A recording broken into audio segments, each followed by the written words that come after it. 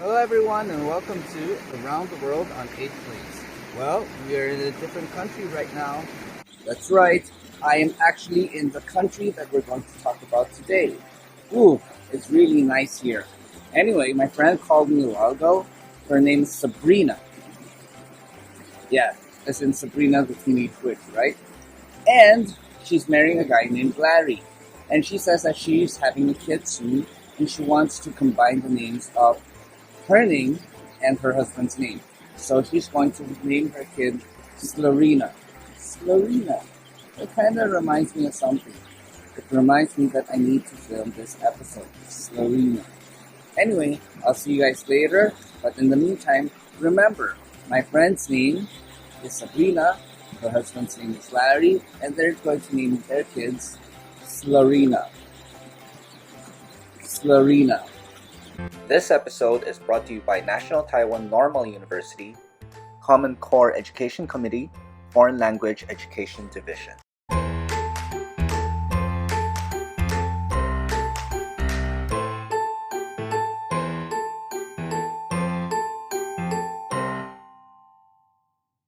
Hello, and welcome back to my show. We took a short break, but now we're ready to start Season 2, Episode 1. And we are ready to go around the world on 8 plates again. We are going to 8 different countries, and we are going to learn how to cook 8 different signature dishes from these 8 countries. So this is Season 2, Episode 1, and we're going to a new country. Which country is it? Here are 3 clues for you. Clue number 1. This country has the highest rate of protected areas in Europe and second around the world, second only to Venezuela. So which country is it? Well, if you're a nature lover and if you're an adventure seeker, you will love this country because this country has lots and lots of protected rivers, protected land, protected forests. Why is it so protected? Let's find out. Not too long ago, this country achieved an eye-opening 96 out of 100 points on detailed sustainability indicators. And its capital, Ljubljana, was also anointed Europe's greenest capital. Why? Well, first of all, traffic for cars is restricted in the center. There's a huge no-car zone. Furthermore, bicycles are highly encouraged. Urban cycling is growing rapidly, and the city cyclists thoroughly enjoy using the free bike-sharing network. Next, even if you take public transport, most of the public transport emits zero carbon. For example, you can take the electric tourist train and explore the city. Next, even taxis and hop-on and hop-off sightseeing buses are run by electricity. And they run at a slow speed, so you can hail them anywhere on the city street. The name of the hop-on and hop-off sightseeing bus is called Cavalier. And the city is very proud because it has 542 square meters of green space per inhabitant. And a rich beekeeping tradition only means that the city is filled with trees, flowers, and other plants. Finally, if you're thirsty in Ljubljana, finding water is not a problem at all because there is an app called Tap Water Ljubljana. It helps you find the 30-plus drinking fountains scattered throughout the city center. This means you can drink water that is free of a plastic container. Now, what about the rest of the country? It's not just in the capital where people pay attention to taking care of the environment. And this brings us to clue number 2. Now here's clue number 2. Did you know that in this country, 1 in 200 people keep bees? That's right. A lot of people are interested in beekeeping in this country. Other than beekeeping, other favorite pastimes include mountaineering and hiking. And that's why nearly 60% of this country is covered in lush forests, and there are more than 40 parks and natural reserves that are home to some 20,000 different plant and animal species. Okay, now here's clue number 3. And this clue is a song. So you're going to listen to me singing a song from this country.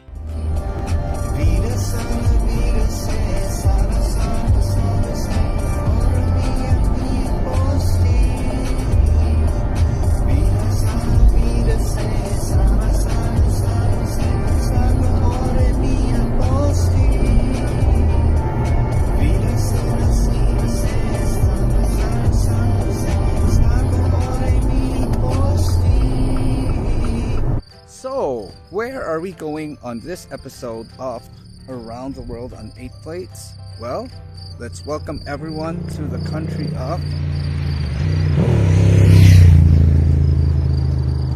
Slovenia.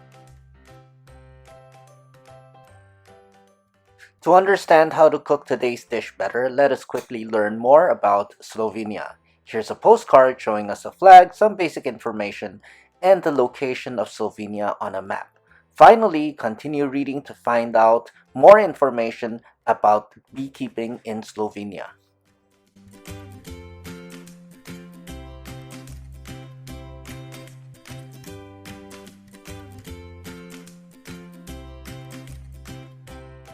Now that we have gotten to know Slovenia a little better, it's time to cook one of Slovenia's signature dishes.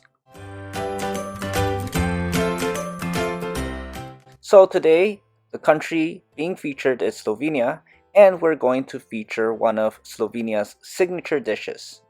It's basically fried fish with potatoes and a garlic basil chutney.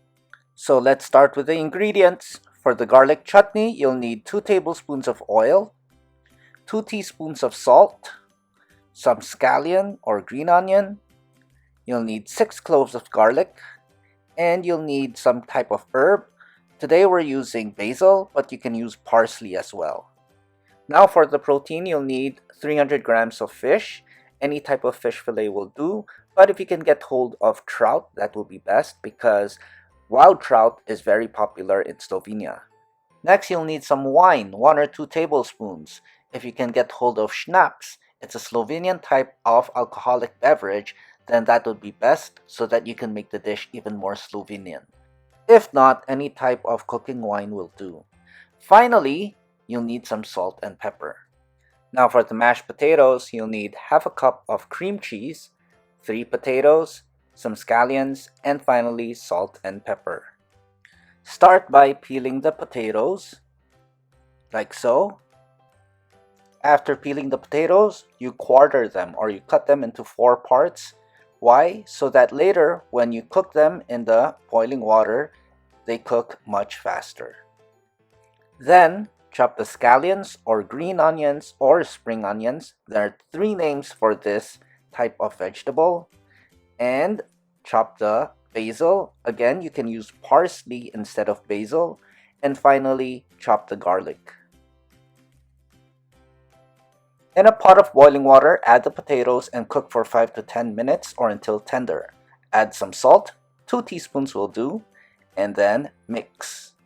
After mixing, it's time to put the lid or a cover on top of the pot. For the chutney, you just have to mix the oil, the garlic, the chopped parsley or basil, and the chopped scallions. Mix everything and add 1 or 2 teaspoons of salt.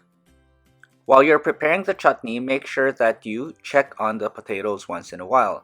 When the water boils, remove the lid and check to see if the potatoes are soft enough. If they are not soft enough, continue cooking. While the potatoes are cooking, marinate the fish with salt and pepper and add some of the chutney. So that's going to give it more flavor. And then you spread it around.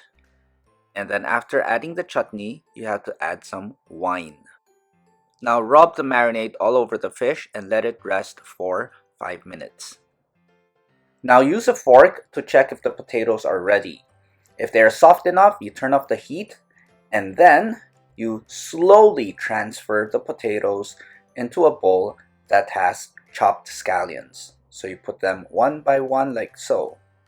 Now that the potatoes are in the bowl, it's time to season them. So season the potatoes with salt, maybe 2 teaspoons or so. I think that will be okay. And you'll also need some black pepper. After adding the black pepper, it's time for you to add the cream cheese. So this recipe requires you to put in half a cup of cream cheese. However, if you want it to be creamier, you can add more. It's up to you. Now use a fork to mash the potatoes and mix everything together. Now it's time to cook the fish. In a hot skillet, add some oil and then use your hand to see if the skillet is hot enough. When it's hot enough, you can add the fish. Now let's listen to the fish go sizzle. It's always nice to hear it go sizzle.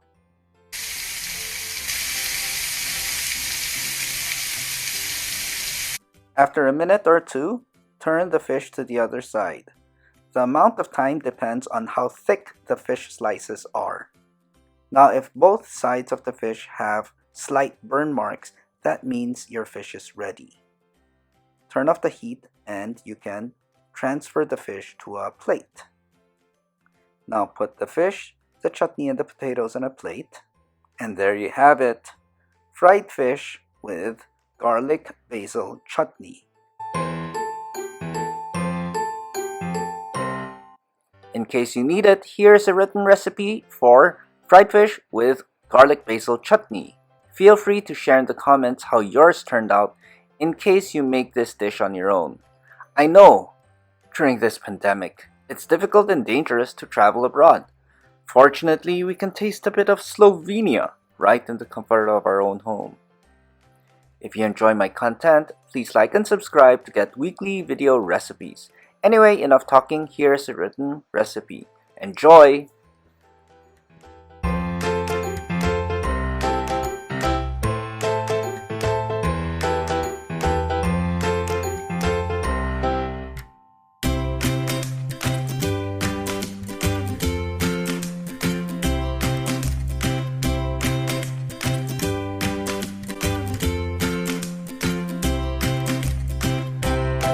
Now it's time to welcome our special guest, Mr. Goraz Meja, and he's going to talk more about Slovenia and the policies that make Slovenia such a green country. So, Slovenia is one of the most environmentally friendly countries in the world. It is actually the first country that got the title greenest destination, as it would be translated into English. As a nation, we acknowledge that the only way forward is to cooperate with nature, and that is not just to exploit it for a profit. Not only energy sources and transportations, but also tourism and trash management and biodiversity, they are all subjected to certain standards that must not deviate from normal practice. Last year, so in 2021, our capital was also pronounced as the greenest capital, again, and several other small cities and towns across the country also ended up being on the top 20 list of the greenest places, destinations. I also must say that the country really is green, as in the most literal way, meaning of this word, since it's still mostly covered with forests. I think it's the third most covered with forest country in Europe. And I think that is also giving us the edge in this competition as of being called green.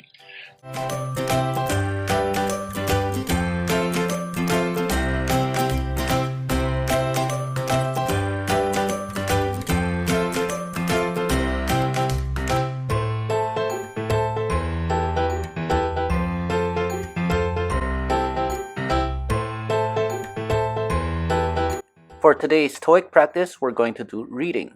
Directions. A word or phrase is missing in each of the sentences below. 4 answer choices are given below each sentence. Select the best answer to complete the sentence, then mark the letter A, B, C, or D on your answer sheet. Here's 1 to 5.